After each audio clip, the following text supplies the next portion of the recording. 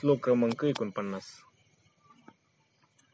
शुचे समुखामाशिनं प्राण संयमनादिभिः पिंडमिशोद्यम संन्यासा कृतरक्षोर. धर्म. श्लोक क्रमांक 49. शुचिरभूत होऊन मूर्तीच्या समोर बसून प्राणायामभूत शुद्ध इत्यादिकांच्या योगाने शरीर शुद्ध करून घेऊन अंगन्यासाने त्यांचे रक्षण करून हरीची पूजा करावी. आपण आधी पाहिलं आता अंतरिक्ष म्हणतोय.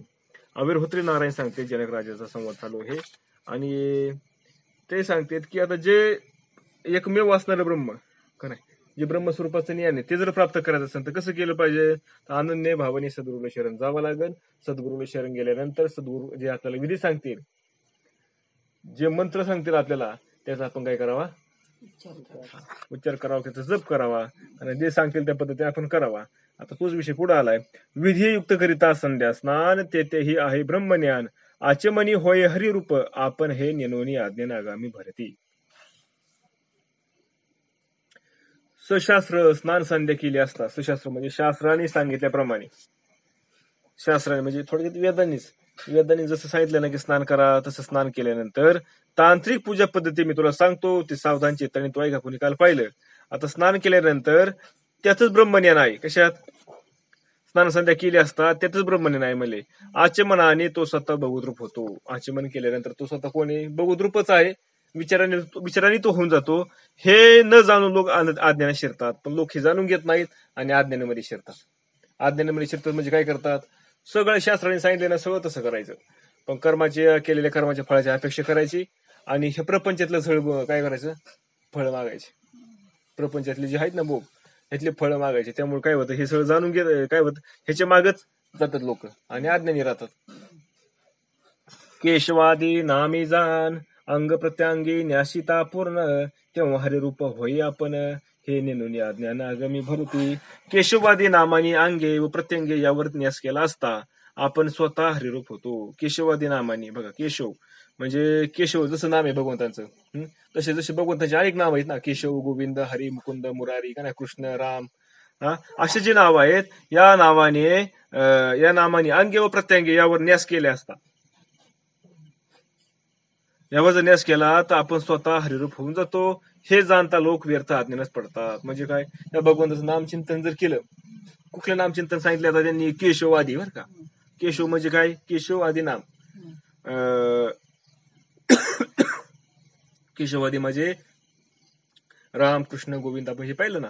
असे नामस्मरण केल्यानंतर, हे नामस्मरण केल्यानंतर अंतःकरण शुद्ध होत जातं आणि शुद्ध झालेल्या अंतःकरणामध्ये सद्गुरूने दिलेला जो बोध आहे तो काय होतो, ठसतो. त्याचा बुद्धी निश्चय होतो आणि त्यामुळे त्याचं अज्ञान निघून जातं. पण काय करतात लोक, हे करत नाहीत, पण व्यर्थ अज्ञानामध्ये काय राहतात. करोनी अगमुक्त स्थान संध्या स्नान मूर्ती पाशी येऊन जाण समुख घालावे आसन चैलजीन कुशयुक्त. अगमुक्त स्नान संध्या करावी. काय करायचं, स्नान संध्या करून यायचं. मूर्ती जवळ येऊन तिच्या पुढे चैल अजित कुश यांनी युक्त आसन घालावे.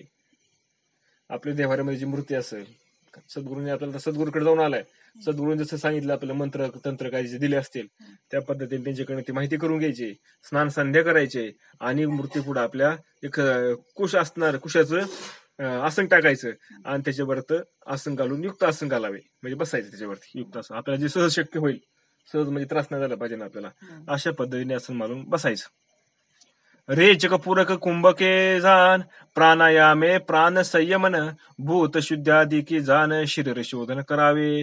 मग रेचक, पूरक आणि कुंभक असा प्राणमयांच्या द्वारा प्राण संयमन करावे. रेचक, पूरक आणि कुंभक म्हणजे श्वास आतमध्ये घ्यायचा, थोडं थांबायचं, त्याला पूरक म्हणायचं, आणि कुंभक म्हणजे सोडून द्यायचा परत.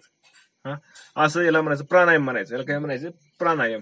याच्याद्वारे प्राण संयमन करायचं. म्हणजे काय करायचं, त्या प्राणाला स्थिर करायचं. आता असणारे जे प्राणी ना, आपला जे पंचप्राण येतं त्यातला जो प्राणी येणारा जाणारा, त्याला स्थिर करायचं. अपक्रामंतो झिरो म्हणजे इत्यादी मंत्रांनी भूत शुद्धीकानी योगांचे शरीरशोधन करावे. यांनी काय होतं, हे जे असे असणार आहेत या मंत्र असतील किंवा हे असत प्राणायामाने काय होतं, शरीर आपलं शुद्ध होत चालतं. म्हणजे भगवंताचं नामस्मरण करा किंवा प्राणायाम करा, याने काय होतं, अंतर्गत शुद्ध होत चालत असतं. मग भूतविलय भूतशुद्धी प्राण प्रतिष्ठा पिंडादी शुद्धी मूळ मंत्रे न्यास प्रबुद्धी गुरु दीक्षा विधी विद्युक्त कीजे. भूतविलय भूतशुद्धी प्राण प्रतिष्ठा पिंडादी शुद्धी मूळ मंत्रांनी अंगावर देवतांचे न्यास इत्यादी सर्व यथाशास्त्र गुरूंनी सांगितलेल्या पद्धतीने करावे. भूतविलय भूतशुद्धी प्राण प्रतिष्ठा म्हणजे प्राणाची प्रतिष्ठा करायची त्या मूर्तीमध्ये. पिंडादी शुद्धी मूळ मंत्रांनी अंगावर देवतांचे न्यास इत्यादी जे आता जे मूळ मंत्र आहेत देवतांचे. आता हे शास्त्र वेदांचा अभ्यास आहे बघा, हे आपल्यासाठी नाही. हे जे ब्राह्मण लोक आहेत ना हे त्यांच्यासाठी, ते नाही करत का? असं यथाशास्त्र गुरुने सांगितलेल्या पद्धतीने करावे. हृदय कवच शिखाशीर नेत्रास्रादी फटकार एव विधामानुकार आगमुक्त प्रकार करावे न्यास. हृदय कवच शिखा शीर नेत्र आस्रादी फटकार इत्यादी सर्व न्यास आगमुक्त प्रकारे यथाविधी करावेत. हे सगळं करा. हे मंत्र आहेत बघा, ठीक आहे, सगळे हे मंत्र आहे. त्या मंत्राचं जसं गुरु सांगतील ना त्या पद्धतीने त्याचा उच्चार करून तशी ती क्रिया करायची आणि ते करायचं. त्याला न्यास म्हणले, त्याला काय म्हणलेलं आहे? न्यास म्हणले. हे सगळे हृदयाचे न्यास म्हणजे हृदयावरती हात ठेवून ते मंत्र म्हणायचा. एक कवच इथं ह्याच्यावरती हात ठेवून म्हणायचं. कशावरती? आपल्या मस्तकावरती. एक शिंगेला हात लावून शिखा म्हणजे तिथे हात ठेवून. एक शिर म्हणजे माग मानावरती. नेत्र म्हणजे डोळ्यावर असं बोट ठेवून ते मंत्र म्हणायचे. असे ती न्यास आहेत सगळे. या परी मूळ मंत्र दीक्षा करोणी दिग्बंधादी संरक्षा मग मूर्ती पूजा न पक्षा नृपदक्ष अवधारी. याप्रमाणे मूळ मंत्राची दीक्षा, याप्रमाणे जे मूळ मंत्र आहे त्याची दीक्षा दिग्बंधी संरक्षा करून त्यानंतर मूर्तीचे पूजन कसे करावे हे आता सांगतोय बघा. आणि जे मूळ मंत्र असणार दिलेले सद्गुरूंनी त्याची दीक्षा घेतल्यानंतर दिग्बंधी संरक्षण करून त्यानंतर मूर्तीचं पूजन करायचं. ते कसं करायचं ते सांगतो मला. आर्चादो हृदय चापे यथा लब्धोपचरोके हे द्रव्यशितात्मलिम ज्ञानी निष्पाद्यम प्रोक्षम चासनम पद्यादीन नुकुपलाप्त्यम सन्निधाप्य समाहिताः वृधादिभि कृत्यान्यासो मूलमत्रेने चार्येत. श्लोक क्रमांक 50 आणि 51. मूर्ती आदिकामध्ये व हृदयातही उपलब्ध झालेल्या उपचारांनी हरीची पूजा करावी. पण त्यापूर्वी पुष्पादी द्रव्ये भूमी इत्यादिकांना पूजेला योग्य करून अर्धेपाद अर्पण करण्यासाठी ज्या पात्रात ठेवलेली असतील ती पात्रे जवळ घेऊन प्रथम आपल्या हृदयात भगवंताच्या मूर्तीचे ध्यान करून हृदय शीर शिखा कवच नेत्राश्रय यांचा हृदयात नमः शीर्षे स्वाहा इत्यादी मंत्रांनी व मूलमंत्रांनी देवामध्ये न्यास करून मूलमंत्रांची त्यांनी पूजा करावी. आता त्या ठिकाणी दोन सांगितलं, एक आरची मूर्ती म्हणजे आपल्या समोर असणारी मूर्ती त्या ठिकाणी करायचं, आणि दुसरं म्हणजे आपल्या हृदयामध्ये मूर्तीचं काय करायचंय? ध्यान करायचं आणि त्या मूर्तीवरचा न्यास करायचा सगळा. म्हणजे तिला आंघोळ घालायची, तिला स्नान घालायचं, तिला कपडे घालायचे, तिला गंध लावायचा, त्याला फुलं व्हायचे का नाही, म्हणजे अशा पद्धतीने. प्रयोग छंद संपूर्ण पूर्वानायो विपरीत जाण द्रव्य शुद्धी शिती मार्जिन हे मागील निरूपण पुढे आले. मंत्राचे छंद प्रयोग यांचे पूर्ण स्मरण करून द्रव्यशुद्धी भूमार्जन इत्यादी मागील वर्णन इथेच पूर्ण रुक्त आहे. म्हणजे काय मागचेच परत मागे त्यांनी सांगितलेलं तेच पुढे आले. म्हणून द्रव्यशुद्धी भूमिशुद्धी समार्जन आत्मशुद्धी अपवित्री पवित्र हा मंत्र म्हणून मूर्तिशुद्धी मूर्तीवरील पूर्वीचे गंधलेपन निर्माल्य आधी काढणे करावी. म्हणजे काय करायचं? त्या मूर्ती आपल्याला समजा काय करायचं? ते मूर्ती बसवायची ना, ते मंत्राचे छंद त्याचं स्मरण करून त्याची द्रव्यशुद्धी करायची, भूमार्जन करायचं, हे मागं पण सांगितलेलं आहे. आता परत त्यांनी ते सांगितलंय. द्रव्यशुद्धी करायची, भूमिशुद्धी करायची, समार्जन आणि शेवटी आत्मशुद्धी करायची. म्हणजे आत्मशुद्धी म्हणजे काय? तो असणारा परमात्मा मी आहे. म्हणजे असणारा तो परमात्मा, मग त्या परमात्मा असणारा तो अंतःकरण हृदयामध्ये त्या हरीच्या रूपाने मग कोणतं हरीचं रूप आपल्याला जे आवडतंय त्याचं ध्यान करून. कारण आता पुढं मूर्तीचं पूजा आणि अंतःकरणामध्ये केलेलं ध्यान करून केलेली पूजा ह्याच्यामध्ये तफावत आहे बघा. याच्यामध्ये काय फरक आहे? कारण आपण बाहेरची जी मूर्ती आहे त्याची पूजा करत असताना कधी कधी आपलं चित्त आपली वृत्ती बाहेर जाऊ शकते. पण जेव्हा ध्यान धारणा आपण करतो ना हृदयामध्ये, त्या मूर्तीचं ध्यान करून त्याच्यावर जे आपण तिला काय करतो, तिचे स्नान घालायचं, तिला गंध लावायचा, कपडे घालायचे, तेव्हा आपण हे जे करतो त्याला तेव्हा मन काय होतं आपलं स्थिर राहतं त्या ठिकाणी. त्यामुळे अंतःकरण शुद्ध व्हायला लवकर मदत होत असते. म्हणून पूजा संभार सिद्ध करोनी समस्त शंखत्वय प्रक्षोनी निजासनी सावधान एकाग्र जान बैसावे. फुले पत्रे अगदी संभार सिद्ध करावा, शंखातील जलाने त्यावर प्रक्षोण करावे, आपल्या आसनावर सावधान व एकाग्र मनाने बसावे. बघा मग फुले असतील, पत्र संभार सगळं असेल सगळं सिद्ध करायचं. शंखातील जल घ्यायचं आणि त्यांचं प्रोक्षण करायचं, म्हणजे शिपडायचं त्याच्यावरती सगळ्यावरती, आणि आपल्या आसनावर आपण जाऊन बसायचं. ज्याशी ध्यान मूर्ती ये संपूर्ण, तेने प्रतिमा मूर्ती अधिष्ठान, ते त्याचे करावे पूजन, लब्धोपचारे जाण आगमुक्त. पण ज्याच्या ध्यानामध्ये मूर्त पूर्णपणे ठसत नाही. पण आता काही काहींचं काय होतं, आपल्यासारख्यांचं मूर्ती किती डोळे दाखवून बसलं की मूर्ती पुढे येतच नाही, दुसरंच काहीतरी कबाळ पुढे यायला लागत. मग त्यांनी काय करावा, प्रतिमा मूर्तीचा अधिष्ठान करावा. मग त्यांनी काय करायचं, पुढे आपल्या मूर्ती येत तर मग, किंवा मूर्ती नसेल आपल्याकडे, मग त्यांनी फोटो असतो ना, फोटो भगवंताचा, त्या फोटो पुढे त्याच्या काय करायची, स्थापना करायची, आणि त्या फोटोला चांगलं बारीक निहाळून पाहायचं, आणि मग ते आपल्या ध्यानामध्ये आणण्याचा प्रयत्न करायचा. अशा बाह्य उपचारांनी अगोमुक्त विधीने पूजन करावे. असं आधी बाहेर करायचं, आणि मग तेच बाहेर केलेलं परत हृदयामध्ये करायचं. ज्याशी ध्यान मूर्ती अतिसंकटी, त्याने बाह्य उपचार आटाटे, सांगून ध्यानदृष्टी करावी गोमटी मानस पूजा. पण ज्याच्या ध्यानात मूर्ती स्थिर होत असेल, त्याने बाह्य उपचारांची खटपट टाकून ध्यान दृष्टीने सुंदर मानस पूजा करावी. परंतु काय होतं, एखाद्याला बाहेर करतोय पण आतमध्ये पण चांगलं ध्यान लागत आहे, मग त्याने बाहेरची सोडून द्यायची, बाहेरची पूजा करायची गरज नाही. बाहेरची पूजा काय करायची, आतमध्ये तिचं ध्यान व्हावं म्हणून बाहेरची करायची. एकदा आतमध्ये ध्यान व्हायला लागलं, मूर्तीचं ध्यान यायला लागलं आपल्याला, म्हणजे काय सतत त्या अंतःकरणामध्ये हृदयामध्ये मूर्तीचं ध्यान होतंय, आणि मग त्या मूर्तीची पूजा करायची हृदयामध्ये, त्याला मानस पूजा म्हणलंय. पण जर ते होत नसेल तर आधी बाहेर सुरुवात करायची, आणि मग बाहेर सुरुवात करता करता हळूहळू आतमध्ये यायला सुरुवात होती. आणि एकदा आतमध्ये यायला लागली की मग बाहेरची नाही केली तरी चालतं, मग सोडून द्यायची, मग फक्त डोळे दाखवून बसायचं आणि त्याचं ध्यान करायचं. मूर्तीला पुढे आणायची, त्याला स्नान घालायचं, गरम पाण्याने स्नान घालायचं, दुधाने स्नान घालायचं, परत स्वच्छ पाण्याने स्नान घालायचं, ते सगळे पुसून काढायचे, चंदन लावायचं आधी स्नान करताना, परत काय सगळ्या सर्वांगाला चंदन लावायचं, शुद्ध पाणी घालायचं. असे काय आपल्याला पाहिजे तेवढं आपण करू शकतो. मानस पूजा करायला काय हरकत आहे, आपल्याला काय त्याला पैसे लागतात का, काय लागतात. जेवढं जास्त तुम्ही चला ना तेवढं तुमचं काय होईल, ध्यान होत राहील. ज्याचे हृदयाचे न विकरे ध्यान, बाह्य मूर्ती पूजेची सावधान, ते निवबैता पूजन करावे संपूर्ण आगमुक्त. ज्याच्या हृदयातही ध्यान चांगले होते व बाह्य मूर्तीचे ध्यान चांगले होते, त्याने आगमुक्त पद्धतीने मानसिक व ब्रह्म बाह्य पूजनही करावे. ज्याच्या हृदयात ध्यान चांगलं होत असतं, ज्याच्या हृदयातही काय चांगलं ध्यान होतंय आणि बाह्य मूर्तीचं ध्यान चांगलं होतं, त्याने आगमुक्त पद्धतीने मानसिक व ब्रह्म बाह्य पूजनही करावे. एखाद्याला वाटलं तर मग दोन्ही करावं, त्यांनी बाहेर करावं ना आतही करावा, ज्याच्याकडे वेळ असेल त्यांनी तसा. पण सकळ पूजा संभार, निकटी ठेवणी उपचार, मग मूर्तीशी न्यास प्रकार, उक्त शस्त्रे कराव्या. पूजेचे सर्व साहित्य आपल्या जवळ ठेवावे, मग शास्त्रोक्त पद्धतीने मूर्तीच्या ठिकाणी न्यास करावा. सगळं साहित्य आपल्या ठिकाणी जवळ घ्यायचं, पूजा करायचं, आणि जसं शास्त्राने सांगितलंय तसं त्या पूजेचे काय करायचे, पूजन करायचं. जैसे न्यास आपणास, हे का करायचंय सगळं, कारण जी पुढे आपल्याला सद्गुरूंनी आपल्याला बोध देणार येतं, ते अंतकरणामध्ये ठसावा, त्यासाठी अंतकरण शुद्ध झालं पाहिजे. आणि अंतकरण शुद्ध होण्याची प्रक्रिया हीच आहे. त्यामुळे त्या मूर्तीबद्दल, त्या भगवंताबद्दल आपल्याला प्रेम तयार होतं, त्याचं आपल्याला ओढ लागते, त्याचं नामचिंतन सतत त्याचं आपल्याला स्मरण होतं, आणि ज्या अंतकरणामध्ये त्या भगवंताचं सतत स्मरण होतं, ते अंतकरण शुद्ध व्हायला लागतं हळूहळू. म्हणून हे सगळं करायचं. जैसे न्यास आपणास, तैसेची करावा मूर्तीस, हा गोमुक्त गुरु सौरस, मूळमंत्र न्यास मूर्तीशी.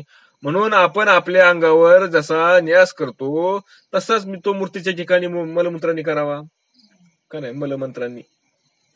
आपण जसं आपल्या अंगावर काय करतो, न्यास करतो, म्हणजे आता आंघोळ करत असताना ती बरेचसे बघा जातात, ते आपण काय एवढं करत नाही, का नाही. असा हात लावायचा, असं इकडून फिरवायचा, परत लावायचा, इकडून फिरवायचा, बरंच काहीतरी ते नाकाला डोळ्याला. जसे न्यास करतो तसंच ते मूर्ती पण करायची, मंत्र म्हणून, जे मूळ असणारे मंत्र येतं ते म्हणून करायचा. आगमुक्त करिता न्यास, अंग प्रत्यांगे विन्यास, ते निकरिता होय ऋषिकेश, हा अर्थ सर्वस दृढ करावा, व तो गुरुमुखाने तंत्र कृती यास समजून घ्यावा. बघा, आणि म्हणजे न्यास आपण करतोय ते गुरुच्या मुखातून समजून घ्यायचं, आणि या न्यासाला काय म्हणतात, तो न्यास केल्यानंतर त्याला काय म्हणते, यांनी काय होतं, हे सगळं समजून घ्यायचं, सगळं त्याची माहिती आपल्याला असा अंगन्यास केला असता हा पूजक स्वतः देवरूप होतो, अशी धारणा ठेवावी. बघा, आपण असं केल्यानंतर काय होतं, तो जे पूजा करणार आहे तो कोण होतो, देवरूप होऊन जातो स्वतः. असं आपलं काय धारणा ठेवायची की आपण असं केल्यानंतर आपण देवच होणार आहोत, अशी धारणा ठेवायची आपण. म्हणजे काय ठेवायचं की असं होणार आहे आपण, किंवा आपण ते झालोय, आता देवच आपण झालोय असं फक्त भाव ठेवायचा. मग दृढ करून अनुसंधान मूळ मंत्रे मूर्ती पूजन हृदयाती प्रतिमेची जाण पूजा विधान दोही ठाई चित्त दृढपणे हृदयात व प्रतिमेमध्ये अशा दोन्ही ठिकाणी स्थिर ठेवावे आणि दोन्ही ठिकाणी मूलमंत्राने देवाची यथाविधी पूजा करावी. काय करावं? आपलं चित्त दृढपणे म्हणजे अगदी थोडं विचलित न होता त्या हृदयामध्ये असणारी जी प्रतिमा, आपल्या हृदयामध्ये प्रतिमा धारण केली ना, म्हणजे धारण केली म्हणजे काय, त्याचं जे ध्यान केलंय आपण, त्या ध्यान केलेल्या प्रतिमेवरती स्थिर ठेवायचं चित्त, त्याच्यावरून थोडंही बाजूला जाऊन द्यायचं नाही.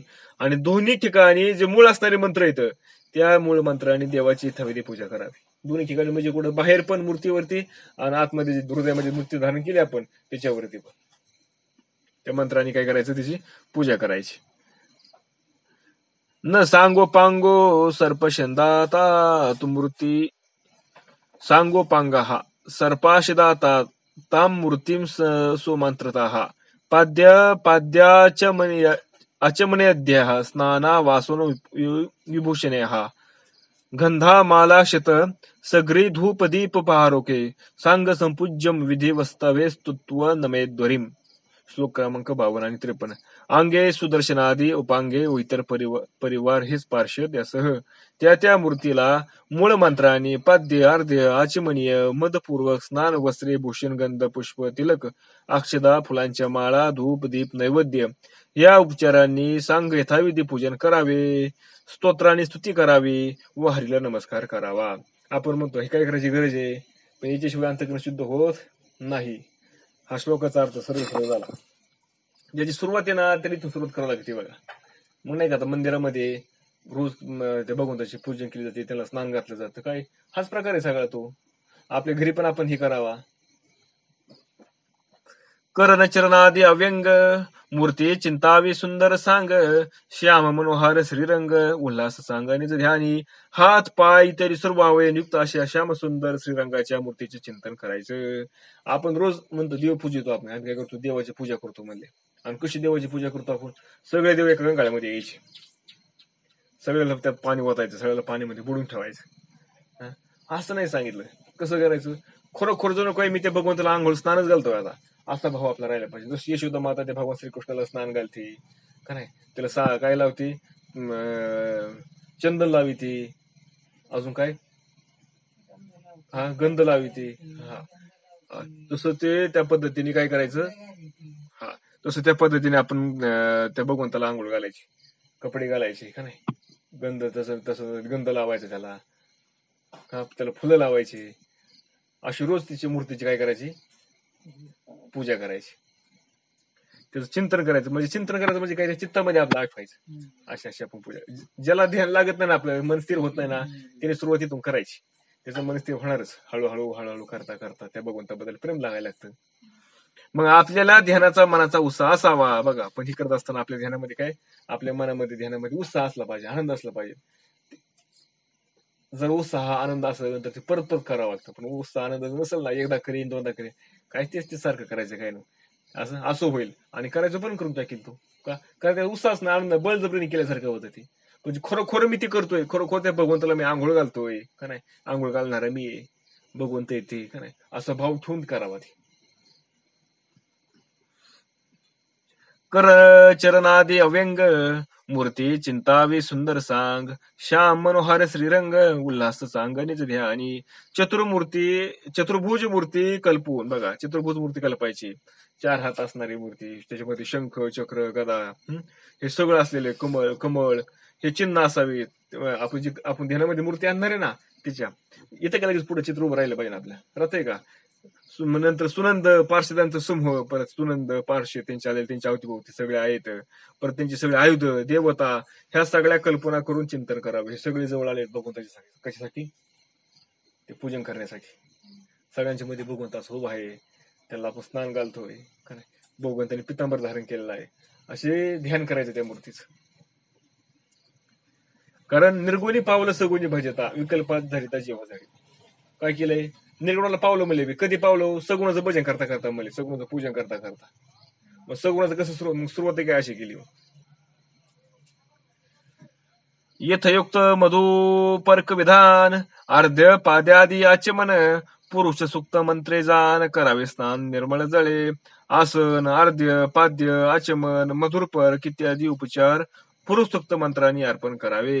निर्मल जलाने त्याला स्नान घालावे. मुकुट कुंडले कटी मेखळा काशे मिरवे सोनसळा आपा दरुळे वनमाळा कौस्तुभते जगळा कंठी झळके. मुकुट डोक्यामध्ये मुकुट आहे, कानामध्ये कुंडल येतं, कमरेत मेखला आहे, पितांबर त्याने पिवळा पितांबर धारण केलेला आहे, पायापर्यंत लोंबणारी तुळशी माळा गळ्यात घातलेली म्हणजे तुळशी माळा गळ्यात घातलेली पायापर्यंत लोंबते ती, छातीवर तेजस्वी कौस्तुभ मणी, असं त्या बघून त्याचं ध्यान करायचं.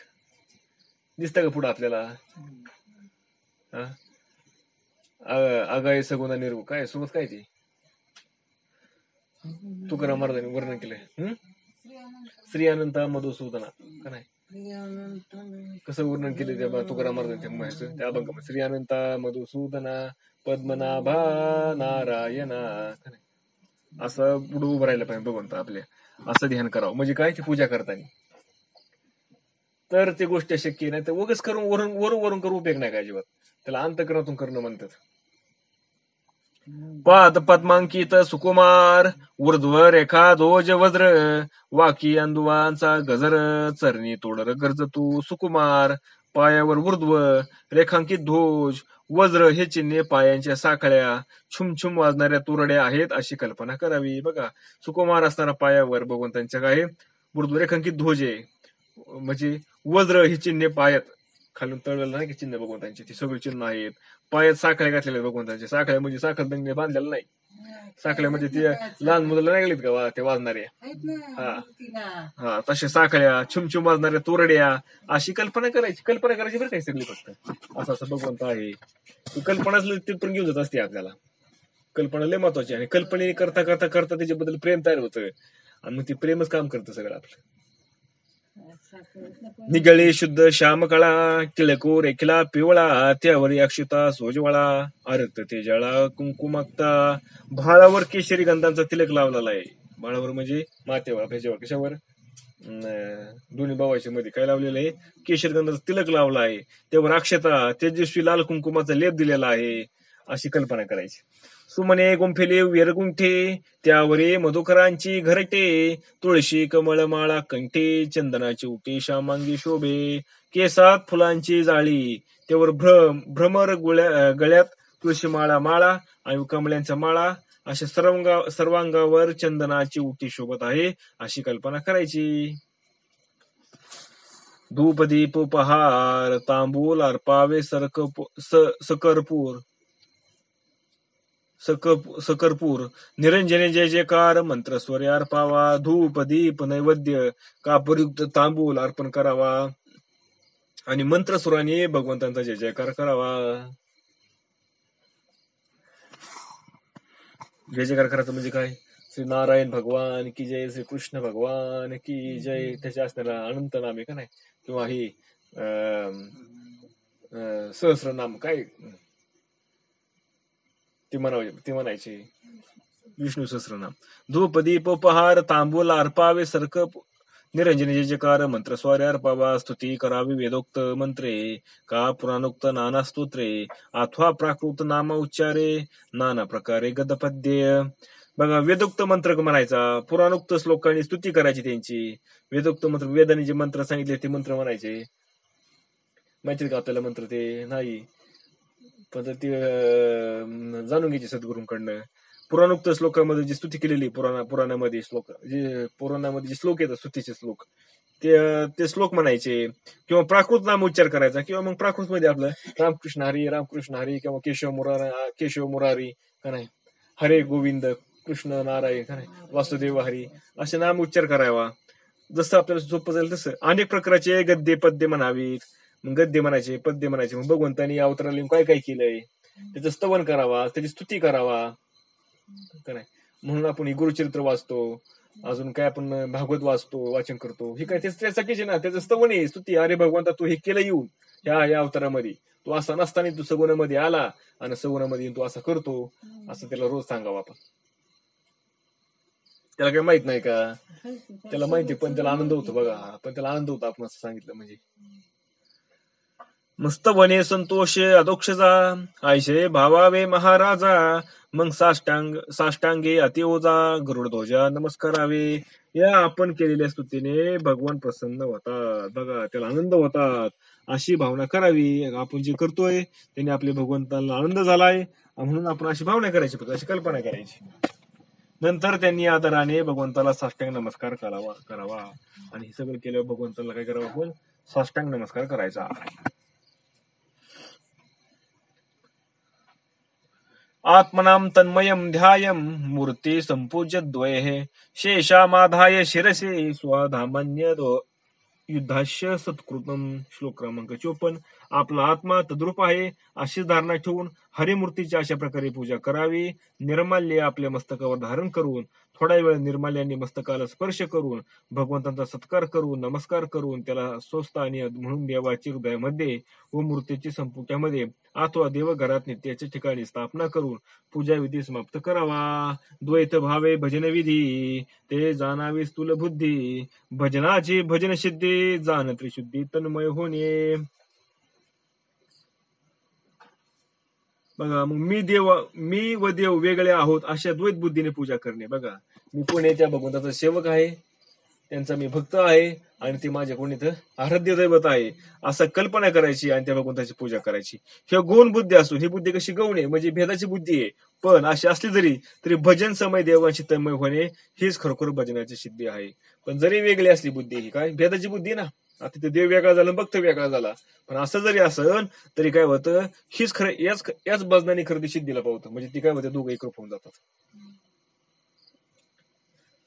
मूर्ती ध्याने तन्मय स्थिती, एकेत्वर आहे निश्चळ वृत्ती. याची नाव मुख्य पग भक्ती, उठली ती पुढती नामावे हरी. ध्यानात तन्मयता आली की वृत्ती निश्चल राहते. बघा, असं करता करता तुमचं एकदा ध्यान तन्मय झालं म्हणजे काय झालं, आता त्या भगवंताला सोडून तुमचं ध्यान म्हणजे मन दुसरं कुठं जात नाही.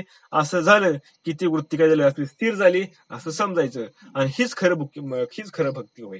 हिलाच खरं मुख्य भक्ती म्हणलंय. काय की त्या भगवंतापाशी तुमचं चित्त स्थिर होणं हीच खरी भक्ती आहे.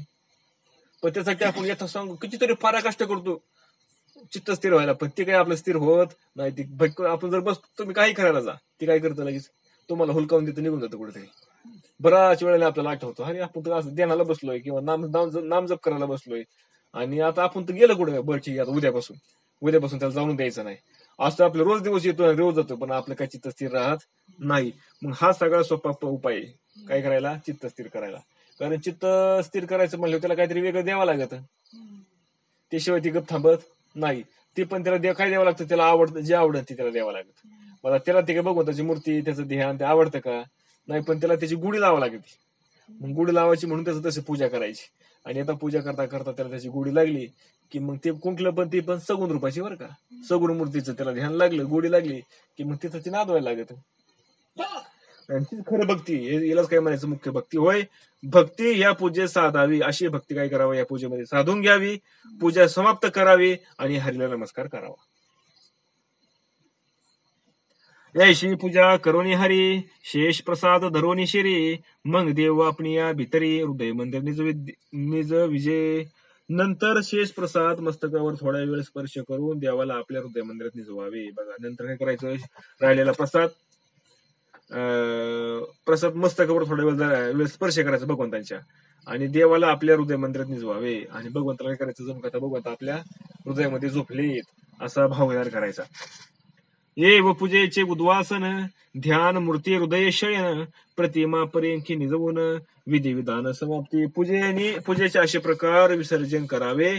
ध्यानातील मूर्तीला हृदयात व बाह्य मूर्तीला पर्यंकावर निजवून पूजा समाप्त करावी. बघा, अशा प्रकारे पूजा केल्यानंतर जी आपली घरात देवघरावरची मूर्ती असेल तिला काय करायचं, पूजेच्या अशा प्रकारे विसर्जन करावे की ध्यानातील जी मूर्ती हृदयामध्ये तिला झोपायचं, आणि जी बाहेरची मूर्ती तिला पर्यंकावर निजवून पूजा समाप्त करायची, झोपी लावायची त्या भगवंतांना. परत झाल्या पूजा विसर्जन अनुसंधान, अखंड हरीचे स्मरण सर्वस्वी आपण सर्वदा की जे. आता पूजा समाप्त झाली म्हणजे आता असं झालं का, आता आपण दिवसभर मोकळा झालो बाकीचं काय उद्योग करायला, बाकीचे उद्योग करायचे, पण ध्यान मात्र विसरायचं नाही, ते हरीचं स्मरण मात्र सतत ठेवायचं. जर का हरिस्मरण करायचं विसरला तर मग ते मग संपलं, मग काय उपयोग नाही, मग तुमचं चित्त स्थिर होऊ शकत नाही. अखंड तुम्ही बाकीचं तुमचं काही जे उद्योग करत असताना त्या उद्योग करताना पण त्याचं स्मरण राहिलं पाहिजे त्या हरीचं, असं त्याचं स्मरण करायचं अहर्निशी, म्हणजे स्वतः त्याचं स्मरण करायचं, अनुसंधान सोडायचं नाही. या नावगा अगमविधी राया जान त्रिशुद्धी, सदा पाळिती सदबुद्धी परमात्मा सिद्धी प्राप्यक. हे राजा, पूजेचा हाच तांत्रिक विधी आहे बघा, ह्यालाच पूजेची तांत्रिक विधी म्हणलंय.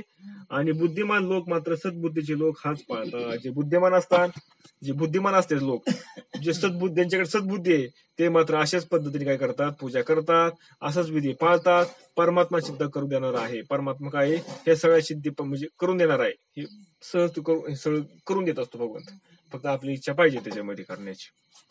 आगमुक्त विधी लक्षण प्रतिमाचे मुख्य नव्हे जाण, जे अशी जेथे श्रद्धा पूर्ण तेथे विधान सुखे कीजे.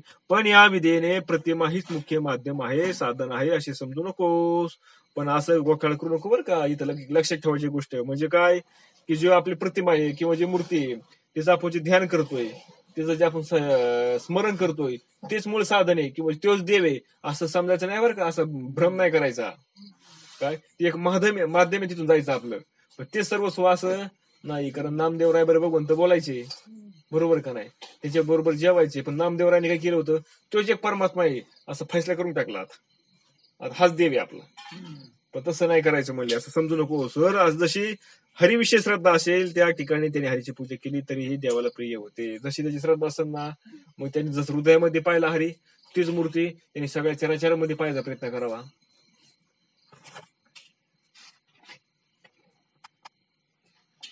थोडं घेऊ का एव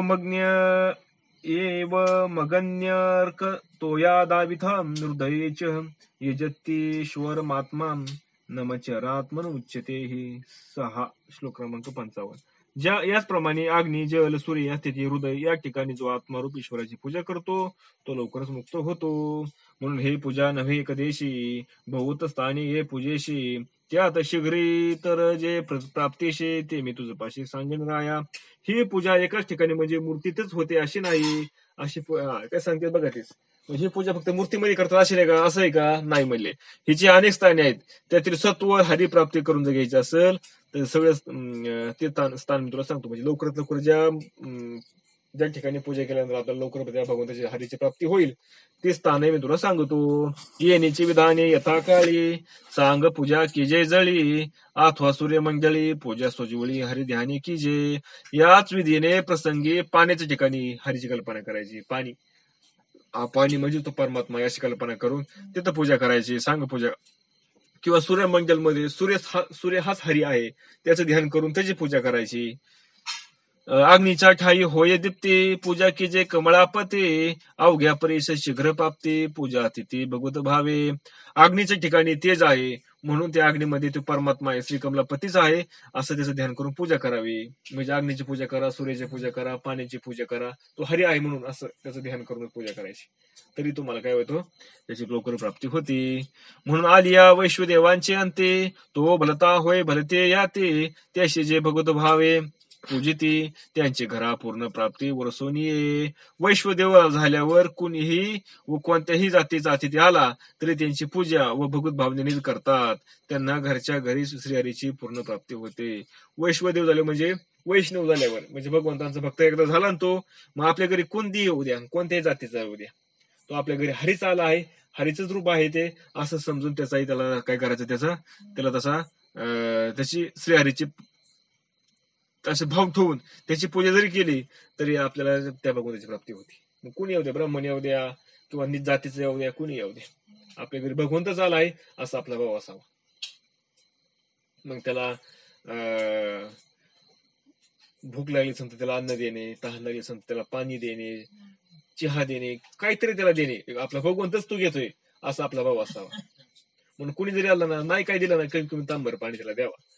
आणि काय कसा भाव असावा आपला, की हा भगवंतच आपल्याकडे आलेला, आपला हरीचे आपल्याकडे आलेला असा भाव ठेवावा. म्हणून पूर्वी या नळखुआ निश्चिती आलिया वैश्वदेवाचे अंती, त्या ते ब्रह्मभावे जे पूजिती त्यांची भक्ती मुक्ती आंदनी. वैश्वदेवी देवविधी संपताना अनोळखी अतिथी जरी घरी आला तर त्याला ब्रह्मरूप मानून ती पूजा करतात व भुक्ती आणि मुक्ती दोन्ही प्राप्त होतात त्या साधकाला, त्या भक्ताला. म्हणून त्या वैश्वदेवांची अंती जाण निज भाग्य आली शुद्ध ब्राह्मण, तया श्रद्धेने पूजिता आपण ते घरी नारायण स्वानंद वसे. वैश्वदेव समाप्तीच्या वेळी सत्पात्र ब्राह्मण म्हणजे आपली जी रोजची पूजा आहे ना ते करून संपाच्या वेळी जर कोणी आलं तर तेव्हाच त्यांनी सांगितलंय. मग तेव्हा जर एखादा सत्पाती ब्राह्मण अतिथी म्हणून आला तर त्याची श्रद्धापूर्वक त्याची पूजा करावी, त्याच्या घरी नारायण आनंदाने नांदतो. राया वैश्वदेवाची अंती अतिथी सवे भुक्ती मुक्ती, विमुख झाल्या त्या लाभा नाडती, पूजका सुख प्राप्ती परमानंदे. राजा वैश्वदेवाच्या शेवटी अतिथी बरोबरच भुक्ती मुक्ती ह्या येत असतात. म्हणून हे अतिथी विमुख गेला तर गृहस्थ त्यांच्या लाभापासून वंचित होतो, पण पूजा केली तर सुख प्राप्त होते. म्हणजे थोडक्यात आपण जी रीतीनेमाने रोज पूजा करणार आहे ती पूजा समाप्तीच्या वेळी जरी कोणी आपल्या घरी आलं तर त्याला काहीतरी चहा तुम्ही किंवा 1-2 घोट पाणी तरी त्याला दिलं पाहिजे किंवा अन्न द्या, त्याला तसं जाऊन द्यायचा नाही. अतिथीच्या ठाई मूर्ती ध्यान, सर्वथा करणे लगे जाण, तो स्वरूपे स्वय नारायण, पूजिता संपूर्ण सर्वार्थ सिद्धी.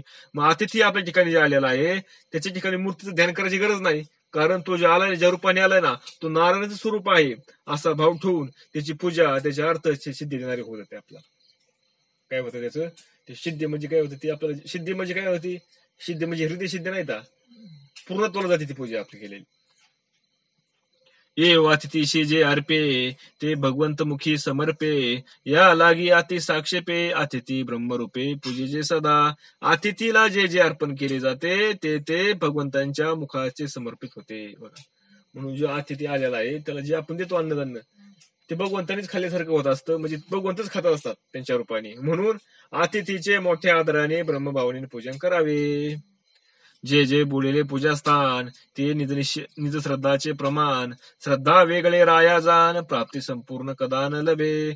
पूजकाची श्रद्धाच भक्तीच्या खरेपणात प्रमाणात असते. म्हणून वर सांगितलेल्या स्थानापैकी कोणतेही स्थान असू द्या, श्रद्धे वाचून जर कोण प्राप्ती कधीच होत नाही. श्रद्धा नसन तुम्ही किती जरी केले वरून खटोप तर त्याचा तुम्हाला काहीच फायदा होणार. श्रद्धा विश्वास नसन तुम्ही वर केलं तर काहीच नाही, तो काय होईल फक्त नुसता वर होईल, म्हणजे तुमचं नुसतं कर्मच झालं त्यात तुम्हाला काहीच मिळणार नाही. म्हणून श्रद्धा लय महत्वाची. म्हणून निज श्रद्धेचे हृदयस्थान ते हृदय विधियुक्त पूजन करीत श्रद्धेने आपण प्राप्ती संपूर्ण उद्भूत सोय. हृदय तेच हृदय श्रद्धास्थान असते. म्हणून हृदयामध्ये हरीचे पूजन केले तर पूर्ण प्राप्ती अर्थात हरीची कृपा सहज प्राप्त होते. हृदय म्हणजे काय, पूर्ण हरीचं स्थान येते आणि त्या ठिकाणी म्हणजेच अंतःकरणामध्ये त्याचं ध्यान पूजा म्हणायचं याला. एरवी तरी आपुल्या देही चाळक ईश्वर आहे हृदयी, श्रद्धेने बचता त्याचे ठाई निज प्राप्ती पाही सहज लाभे. वस्तुतः जगचालक ईश्वर हृदयस्थ होऊन, वस्तुतः काय जगाला चालवणारा जो ईश्वर आहे तोच आपल्या हृदयामध्ये आपल्या जीवनाचाही चालक असतो. असं श्रद्धेने त्याची भक्ती केली तर आपल्याला आत्मप्राप्ती सहज प्राप्त होते. आपल्याला प्राप्त काय करायची, आत्मस्वरूपाची प्राप्ती करून घ्यायची आणि त्यासाठी आधी ह्या गोष्टी केल्या पाहिजे. जे जे आपण सेविजे ते ते भगवानमुखी पाविजे, येणे निज भजने पाविजे, जाण सहजे परमात्मा. आपण जे जे खातो पितो ते ते भगवंतांच्या मुखी अर्पण करतो अशी भावनेने पूजा केली तर परमात्म्याची सहज प्राप्ती होते. आपण सुद्धा जे खातोय ना ते कोण खातोय, भगवंतच खातोय असं आपण काय करायचं, असा भाव तयार करायचा आपला, अशी कल्पना करायची आपण सुद्धा. म्हणून सांगून ध्येयांची अहंता सकळ भोग ईश्वर भोगता, येशी दृढ भावना भाविता पाविजे परमार्था परोक्ष सिद्धी. ध्येयावरील ममता अहंकार सोडून द्यावा आणि सर्व भोगांचा भोगता ईश्वरच आहे अशी भावना दृढ केली असता परमार्थ सिद्ध होतो. ध्येयावरील ममता, ध्येयावरचं प्रेम सोडून द्यायचं आणि काय करायचं, सगळं करणारा कोणी भगवंत होते. कोणामुळे झालं, भगवंतामुळे झालं. चांगलं झालं तरी त्याच्यामुळे झालं, वाईट झालं तरी त्याच्यामुळे झालं, सुख झालं तरी त्याच्यामुळे झालं आणि दुःख झालं तरी पण त्याच्याच इच्छेने झालं. आणि ज्या ठिकाणी त्याची इच्छा असेल ना त्या ठिकाणी आपण समाधानी आनंदाने राहावा. का, आपला तो मालक आहे, आपण त्याचा सेवक आहे. आपला तो ईश्वर आहे, आपण त्याचं कोणी भक्त येतं. अशी पूजा मग आपल्या मालकाला आपलं जे आराध्य दैवत आहे त्याला जी इच्छा असेल ते त्याच्याप्रमाणे तो करल आणि ते आपल्या फायद्याच असेल असा विचार करून आपला अशी श्रद्धा असा भाव ठेवला की आपल्याला सहज काय होतं त्या आत्मस्वरूपाची प्राप्ती होत असते. म्हणून देह जड मूळ अचेतन सकळ भोग भोगता ईश्वर पूर्ण तेथे वाढवणे देहाभिमान भोगती अज्ञान अनेक दुःखे.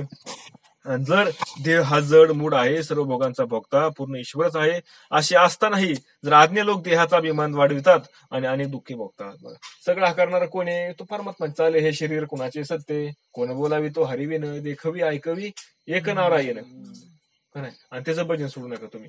पण हे सगळं असताना आपण त्याला सोडून जर आपण देहाचा अभिमान धरला सगळा करणारा मीच आहे माझ्यामुळेच होतंय सगळं मीच करतो असं भाव ठेवून आपण जर वागायला लागलो तर आपण मात्र दुःख भोगल्याशिवाय आपल्याला आपल्या पात्रात दुसरं काही पडणार नाही. म्हणून ते सांगून दे अहंता हृदयस्था शिरण जाता पाविजे पूर्ण परमार्था जाण तत्वता नृपवर्या. म्हणून देहांत टाकून म्हणजे देहाचा अभिमान सोडून द्यायचा ईश्वराला शरण जायचं आणि पूर्ण परमार्थाची प्राप्ती होत असते त्या गोष्टींनी. म्हणून निशेष सांगे जे मी पण याचे नाव हृदयस्था शरण तू सहज परब्रह्म परिपूर्ण मिथ्या देविमान धरू नको. म्हणून हे राजा युक्ती अशी आहे की मीपणा निषेध जाणे हेच ईश्वराला शरण जाणे होय. सगळ्यात खरी मोठी युक्ती कोणती आहे? आपला मीपणा म्हणजे मी कोणीतरी एक वेगळा आहे मी देह आहे हा भाव जाणं म्हणजे त्या भगवंताला आपण शरण जाणे. जोपर्यंत माझं मी जात नाही तोपर्यंत आपण त्याला शरण जाऊ शकत नाही आणि शरण गेल्याशिवाय आपल्याला त्याची प्राप्ती होत नाही. म्हणून मी हा आधी टाकून दिला पाहिजे. आपण सगळं करतो पण आपलं मी काही मात्र जात नाही. म्हणून आपल्याला सुख दुःख बघावं लागेल. म्हणून तो स्वरूपताच पूर्ण ब्रह्म आहेस आणि म्हणून मिथ्या देभिमान धरू नकोस. आणि आपलं स्वरूप कसं आहे? आपण स्वरूपताच परब्रह्म स्वरूप आहे पण आपण देहाचा अभिमान धरायचाच नाही. जर देहाचा अभिमान धरला तर आपल्याला सुख दुःख भोगल्याशिवाय आपल्याला पर्याय नाही. म्हणून राया येण्याची कर्मा जाण तू ते कर्माचे कर्मबंधन पावी जे पूर्ण समाधान ते हे मुख्य लक्षणे नृपनाथा. म्हणून हे राजा याच कर्माने कर्मबंधन सुप्त आणि पूर्ण मुक्तता प्राप्त होते. आगमुक्त भजनाने हे लक्षण आहे. कर्मयोगाचे तेच मुख्य लक्षण आहे बघा. आणि अशा पद्धतीनेच कर्मानेच कर्मबंधन तुकत असतं. म्हणजे आता हे काही केलं सगळं कर्मच झालं का नाही? सगळं काय झालं? कर्मच झालं. पण हे कर्म करत असताना ध्यान तिथे ठेवलं आपण चित्त आपण तिथे ठेवलं आणि त्यामुळे कर्मानेच कर्माचं बंधन तुटलं आणि आपल्याला मुक्तता प्राप्त होती. म्हणून काय करतो? हेच असताना भजनाचं लक्षण आहे. आता जे सांगितलं आपल्याला हे असताना भजन करण्याचं जे लक्षण आहे हे मात्र तू लक्षात ठेव. हेच खरं ते लक्षण आहे. म्हणून आगमुक्तनीचं भजन कर्मयोगाचे मुख्य लक्षण एकता राजा समाधान परमानंदी पूर्ण निवाला. हे सर्व श्रवण करून राजाला समाधान वाटले व तो परमानंदाने शांत झाला. जव जव जायचे पुरले कोड तव तव कथा लागे गोड अतिश्रेय श्रवणाची चाड विशेष वाढ थोरावली. राजाचे मनोरथ व जिज्ञासा जशी पूर्ण होऊ लागली तशी त्या कथा श्रवणाची आणखीच इच्छा होऊ लागली. राजाला आणखीन कथा ऐकावं लागली आणखीन गोडी लागली अजून पुढे ऐकावं म्हणून त्यांच्या मुखातून. राजा निवलोनी परमानंदे सुखावलेनी निज भोदे लांचवलेनी स्वानंदे पुढा प्रश्न विनोदे पुशील. राजा तर आणखीन प्रश्न विचारेल कारण तो आत्मानंदाने समाधान पावला असताही स्वानंद अधिकाधिक मिळावा अशी त्याला इच्छा वाटत होती. म्हणून तो आणखीन काय झाली प्रश्न उत्कंठा त्याची वाढली अजून प्रश्न विचारायला लागला. त्याला आत्मगुडी लागली ना त्याला आनंद व्हायला लागला त्याला समाधान व्हायला लागलं म्हणून तो काय करायला लागला अजून प्रश्न विचारायला लागला. उगे राहता आपण उठून जाती मुनिगण या लागे प्रश्नावरी प्रश्न विचित्र विंदान पुसतू. आपण प्रश्न न विचारला आपण जर प्रश्न विचारायचे बंद केले तर हे मुनी निघून जातील आणि मुनी जर निघून गेले तर मग आपल्याला काय होईल आपल्याला जो आनंद जो मिळत होता तो बंद होईल आनंद मिळायचा का नाही. आणि आपले जे प्रश्नाचं उत्तर आपल्याला कोणी देणार नाही म्हणून तो परत प्रश्न त्याला माहिती जरी होतं तरी मुद्दाम प्रश्न विचारायला लागला. स्वानंदे लौदली चित्तवृत्ती इंद्रिय वेदली सुखस्थिती राजा निवला निशिती तरी प्रश्नोक्ती पुसत. राजाची चित्तवृत्ती स्व आनंदाने भरून राहिली इंद्रिय तर सुखमय होऊन गेली आणि राजा पूर्णपणे शांत झाला. पण त्यांनी आपले प्रश्न त्याला विचारलाच त्यांनी प्रश्न याला विचारलाच त्याला आनंद मिळाला समाधान झालं सगळं झालं ते स्वरूपाला मिळाला त्याला ब्रह्मस्वरूपाचे काय त्याला बोधही झाला. तरी पण त्याने प्रश्न विचारला. पुसेल हरीचे अवतार ते कथा सुंदर मनोहर, निरूपणाती अरुवार निज जिव्हार निवविल. आता पुढच्या अध्यायात हरीच्या अवताराविषयी प्रश्न करील. ती कथा फार सुंदर असून निरूपणे अतिरमणे होणार आहे, म्हणून ते खरोखरच श्रोत्यांच्या चित्ताला विश्रांती देईल. म्हणून त्या प्रश्नांचे प्रत्युत्तर कथा कौतुक सनागर एका जनार्दनी किंकर उपनदर संतांचे. आणि त्या प्रश्नाचे उत्तर म्हणजे कथा कथनांचे एक कौतुकच आहे. हा एकनाथ जनार्दनाचा दास संतांनी पादत्राणी धारण करणारा हा एकनाथ आहे. म्हणून संत सज्जन कृपा स्थिती श्री जनार्दन वरदमूर्ती. पुढील कथेचे उत्पत्ती सांगेन यथार्थी अर्जुनी. आता संत व सज्जन यांच्या कृपेने वरदमूर्ती व श्री जनार्दनांच्या अनुग्रहाने पुढील कथा यथार्थपणे कथन करीत आहे. श्री भागवताचे राशीवरी एका जनार्दन केला मापरी, तो निज बोधाची कोडावावरी भरील वाखारी श्रवणाच्या. श्रीमद भागवताच्या ग्रंथांच्या ध्यानाची राशी आहे व जनार्दनांच्या एकनाथ असणारा जनार्दन शिष्य एकनाथ याला धन्य मोजणारा केला आहे. आणि तो आत्मबोधांच्या कुंभवांनी म्हणजे मापांनी श्रवण सुखाची भांडारी भरत आहे. इति श्रीमद भागवत महापुराणे एकादश स्कंदे निमिजायंत संवादे माया कर्म ब्रह्म निरूपणम नाम तृतीयोध्याय.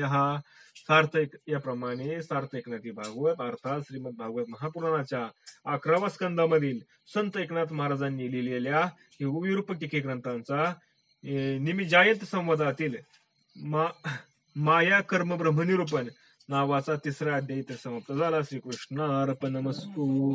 कुंडलिका वरदारी विठ्ठल श्री ज्ञानदेव.